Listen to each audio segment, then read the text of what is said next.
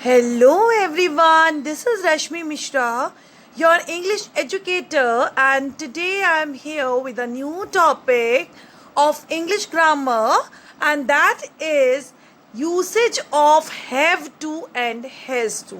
So what we will learn today, हम पढ़ेंगे बच्चों कि have to और has to का यूज कहाँ किया जाता है और क्यों किया जाता है. Okay, so are you ready for this?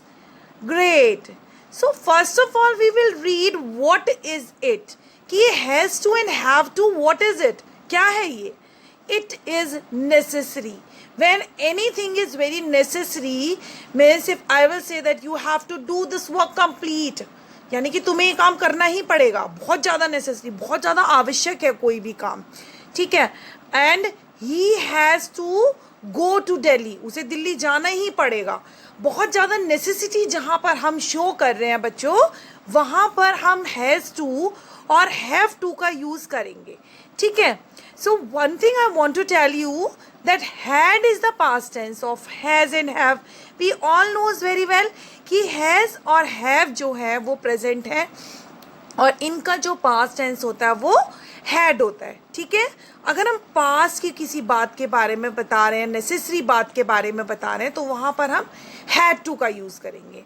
But if we are talking about present, यानी कि वर्तमान की किसी बात के बारे में बता रहे हैं, तो वहाँ पर बच्चों हम हैज़ टू और हैव टू का यूज़ करेंगे, ठीक है. और सेंटेंस स्ट्रक्चर क्या होगा इसका? सब्जेक्ट आएगा, first of all subject will be there, then have to और has to. I will tell you कि हैज़ टू और हैव टू कहाँ यूज़ करते हैं, ठीक है. एंड देन वर्ब आएगी आपकी, ठीक है बच्चों. Now we will see has to, usage of has to. So it will be used with the third singular person subject. We all knows very well कि तीन प्रकार के पर्सन होते हैं, first person, second person and third person. First person में कौन आता है बच्चों? फर्स्ट पर्सन में कौन आता है? स्पीकर, आप खुद, ठीक है. सेकंड पर्सन में कौन आता है? जो आपकी बात को सुन रहा है, the listener will come. And the third person who is not present during your conversation. Okay, so here third person, he she it. अगर आप किसी दूसरे पर्सन के बारे में बात करेंगे तो आप ही शी इट करके यूज करेंगे, बात करेंगे, ठीक है. So it will come in the third person. और ये सभी आपके क्या बच्चों? सिंगुलर पर्सन, यानी कि एक वचन. शी गर्ल को बोला जाता है, एक के लिए यूज होता है. ही मेल को बोला जाता है, मैन को. और इट हम जो हमारी थिंग्स होती हैं उनके लिए यूज करते हैं, ठीक है. Now example, she has to play with me today. उसे मेरे साथ आज खेलना ही पड़ेगा, ठीक है बच्चों. Now he has to go to school on Monday. उसे मंडे को स्कूल जाना ही पड़ेगा. So they are the singular person subject. Okay, so I told you, as I told you, first of all क्या आएगा आपका? सब्जेक्ट आएगा, उसके बाद हैज़ टू और हैव टू का यूज़ होगा, देन उसके बाद आपकी वर्ब आ जाएगी, ठीक है. सिंगुलर के साथ में हमेशा हैज़ टू का यूज़ होता है बच्चों.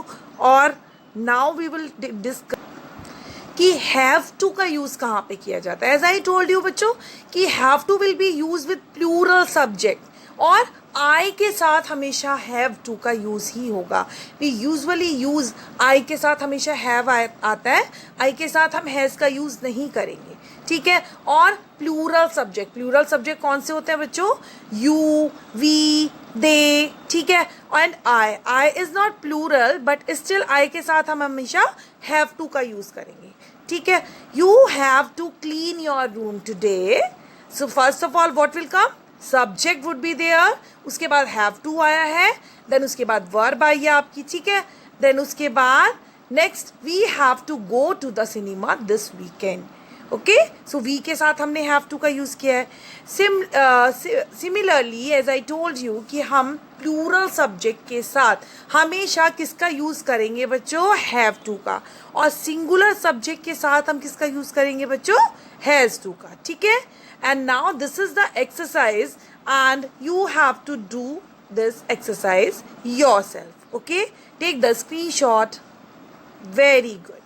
And now we will see the negative sentences. बच्चों आपको पता है नेगेटिव सेंटेंस क्या होते हैं, जहाँ पे do not, does not, not का यूज किया जाता है. ठीक है. डजंट हैव टू, डजंट माने डज नॉट. ठीक है, short form of doesn't, does not. तो डज नॉट के साथ डज क्या है, डज नॉट के साथ हमेशा हम हैव टू का यूज करेंगे. ठीक है. And don't have to means do not के साथ have to, doesn't have to. तो when anything is necessary, it is not, as I told you कि has to और have to में अगर not नहीं आ रहा है तो वो it means कि वो necessary है, और अगर not आ रहा है तो it means this is not necessary, बहुत ज़रूरी चीज़ नहीं है. तो doesn't have to is used with third singular person. अच्छा, does not जो है हमारा, हम किसके साथ यूज़ करेंगे बच्चों? doesn't have to will be used with the third singular person कौन है? जो आप जहाँ कॉन्वर्सेशन कर रहे हो वहाँ पर उपस्थित नहीं है. He, she, it. Okay. And don't have to is use with plural subject. As plural subject कौन सा हो गया हमारा? We, they and you. Once again I am repeating बच्चों, doesn't have to, does not have to is use with third person, जो singular third person होता है he, she, it के साथ. और जो हमारा डोंट हैव टू है, it will be use with plural subject और आई के साथ यूज होगा. And here is the exercise and you will do it yourself in your homework. Take the screenshot of this and now the chapter is over. Do subscribe my channel and keep watching. Till then, goodbye.